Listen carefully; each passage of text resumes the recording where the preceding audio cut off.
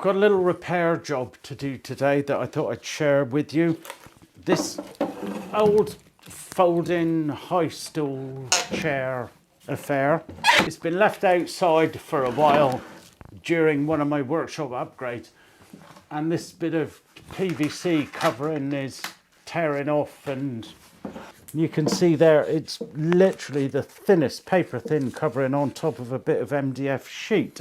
The seat itself is just screwed to the chair assembly, these folding arms with a few screws, and the back of the seat as well is literally just screwed on with 6 screws.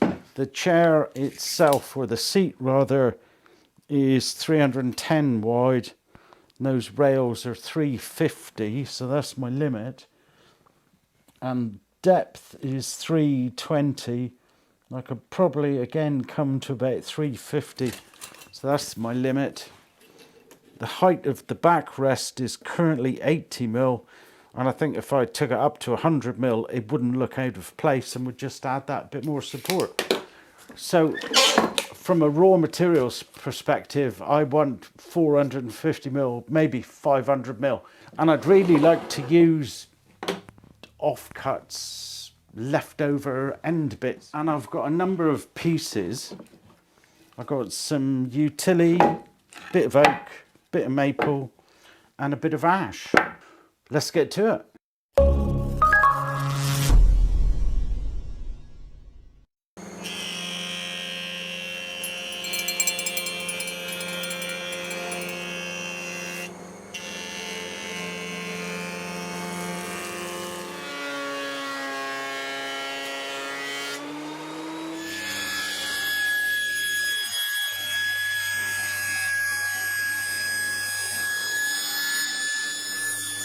So I've come up with a design I think I like.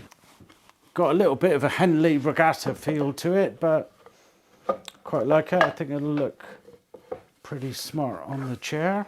So I'm just clamping up dry to see what the joints are like and see whether they need any planing or not. So I might just run them down through the planer again just to joint those edges. I don't want any glue lines. And before I do that,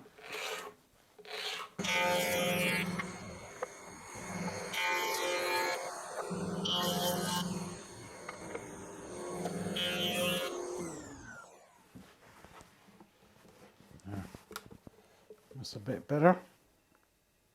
Okay, time for some glue.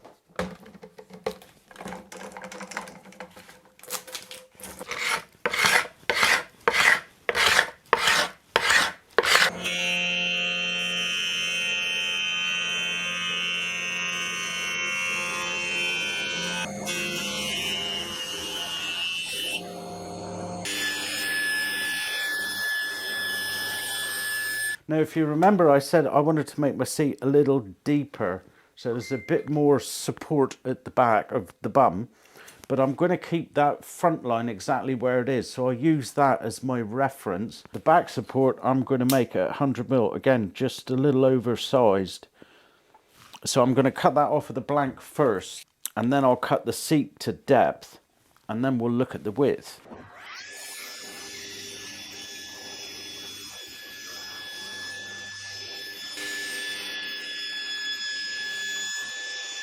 To center on this board is 171. Screw holes are 166 mil apart. 83 and 166.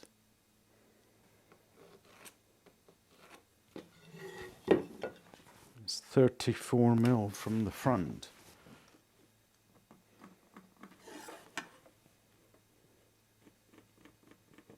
So I've got a bit of tape as a depth stop.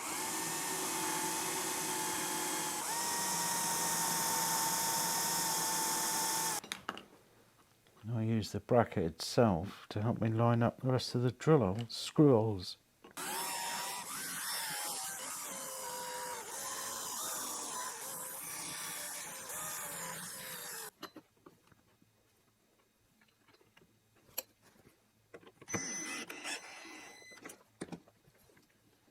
I've just screwed that in temporarily so that I can mark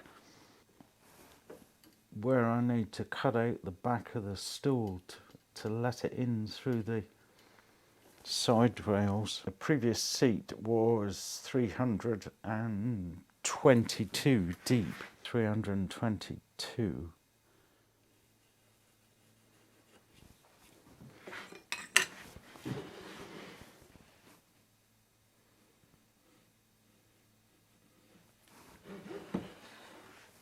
And that's the amount that I need to take out. I want a nice curve on that.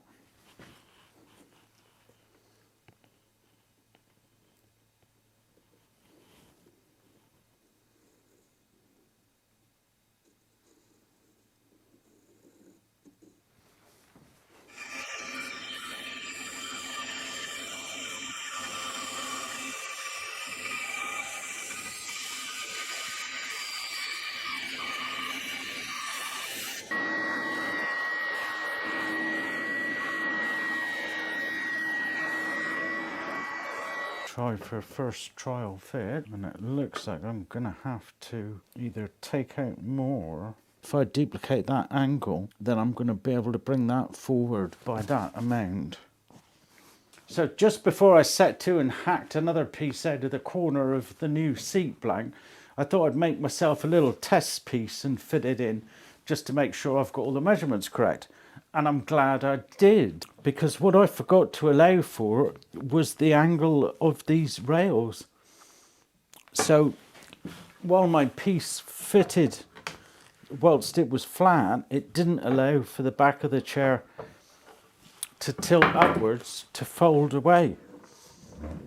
I've also introduced the angle, which I think looks much better. Introducing the angle negates my ability to use the bandsaw. So I'm going to have to, as I did with this one, cut it with the coping saw.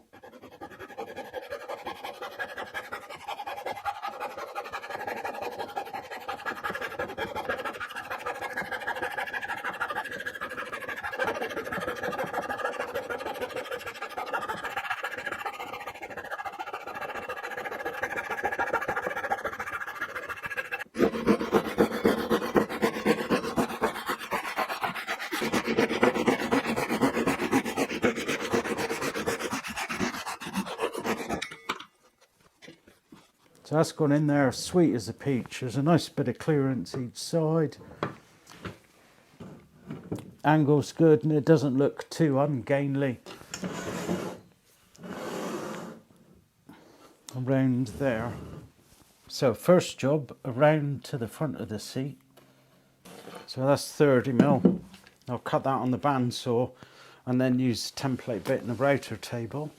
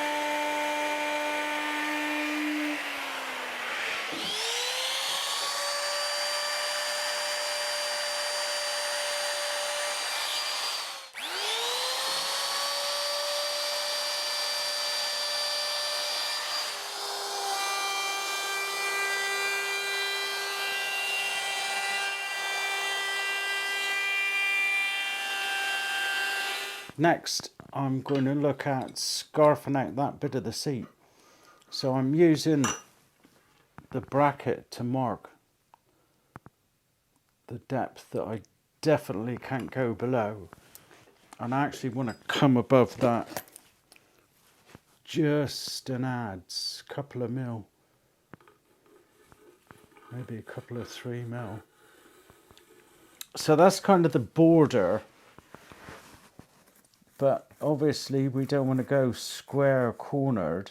So that's the basic shape, and I'm obviously aiming for soft curves everywhere I can kind of get them kind of a bowl effect at the back, nice on the bum. And the tool I'm going to use is obviously the Wood Gobbler 3000 from Arbortech.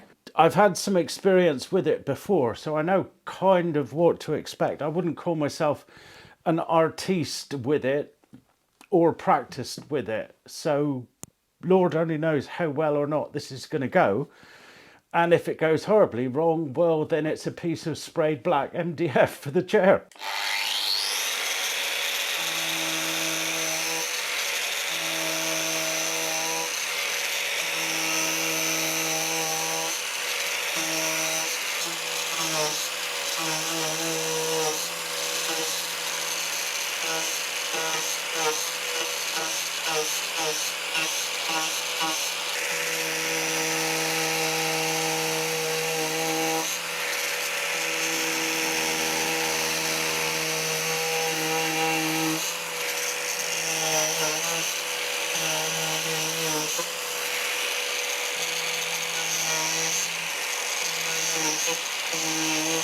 So I've taken out quite a bit of material here. What I'm going to do now is use my Rotec 90 to kind of smooth it and hopefully get a reasonable shape.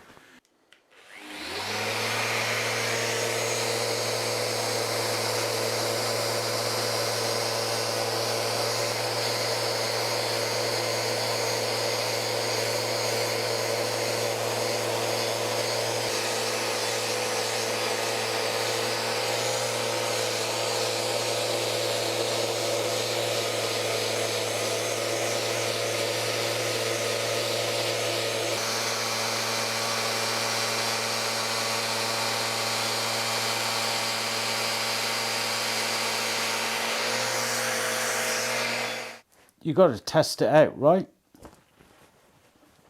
As far as the scallopy bits are concerned, it's quite comfy, but the front needs rounding over far more. It feels like it's cutting into the back of my legs. So I'll do a bit more in a minute. Coffee first though. So that's my seat done. Really pleased with that. That's come out really well. And my extended size doesn't look out of place at all. Happy with that. Right, on to the seat back. So the seat back is going to be a far simpler affair. I've got it flush with the back of the piece and I've lined up the centre screws with my central piece of maple, and I'm going to draw around it and cut it out on the bandsaw. Sand it smooth and job's a bobby.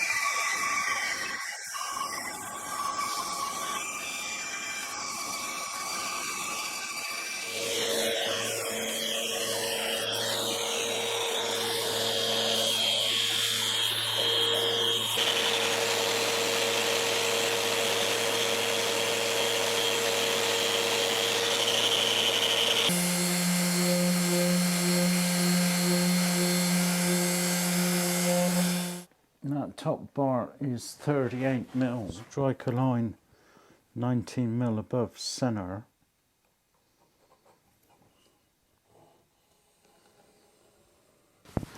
Then I can clamp it in place and mark for my screw holes. Actually, I think I'm just going to drill them.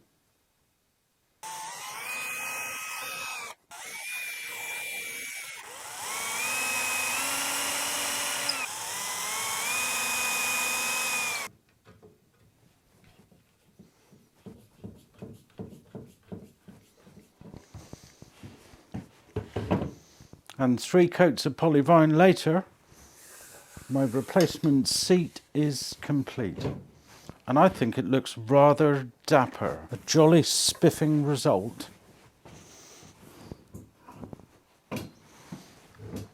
Let's have a little sit me down. Oh, superbly comfortable. I'm delighted. I hope you enjoyed the video. Thanks so much for watching and see you next time. Ta-ra.